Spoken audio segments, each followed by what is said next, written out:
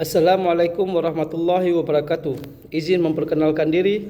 Nama saya Muhammad Iqbal, NIM 0190665553, UPBJJ Pontianak, tugas ketiga.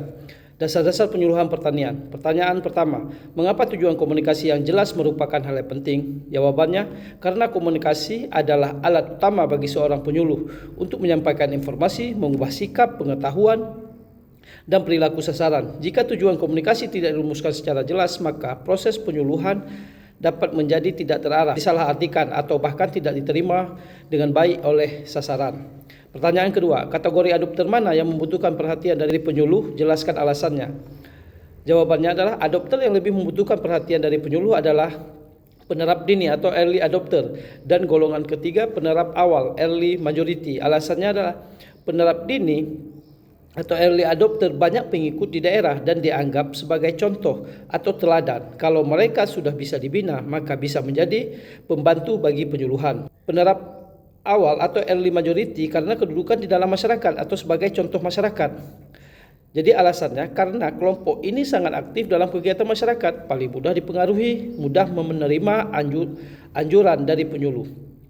Alasan berikutnya, kedua golongan ini dapat digunakan untuk membantu penyuluhan dalam mempengaruhi golongan penerap early majority dan penerap akhir late majority.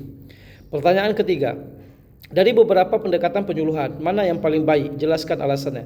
Sebenarnya tidak ada satu pendekatan penyuluhan yang bisa dikatakan paling baik secara mutlak, karena efektivitas suatu pendekatan sangat bergantung pada kondisi, kebutuhan, dan karakteristik secara sasaran penyuluhan. Namun pendekatan partisipasi yang sering dianggap sebagai yang paling ideal karena pendekatan ini menempatkan petani sebagai subjek utama dalam proses penyuluhan, bukan sekedar objek. Alasannya adalah yang pertama, melibatkan aktif masyarakat.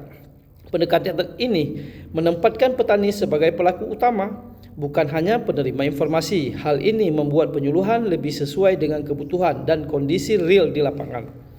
Kedua, meningkatkan dan menumbuhkan rasa memiliki. Ketika petani terlibat dalam proses identifikasi masalah dan pemecahan solusinya, mereka cenderung merasa memiliki program tersebut dan lebih berkomitmen untuk menjalankannya. Alasan berikutnya, meningkatkan keberlanjutan program. Program yang dibangun bersama dengan masyarakat biasanya lebih berkelanjutan karena masyarakat merasa bertanggung jawab dan berperan aktif dalam pengelolaannya. Berikutnya, mendorong kemandirian. Tujuan utama penyuluhan adalah menjadikan masyarakat lebih mandiri. Pendekatan partisipatif secara langsung membangun kapasitas dan kepercayaan diri petani dalam mengambil keputusan sendiri.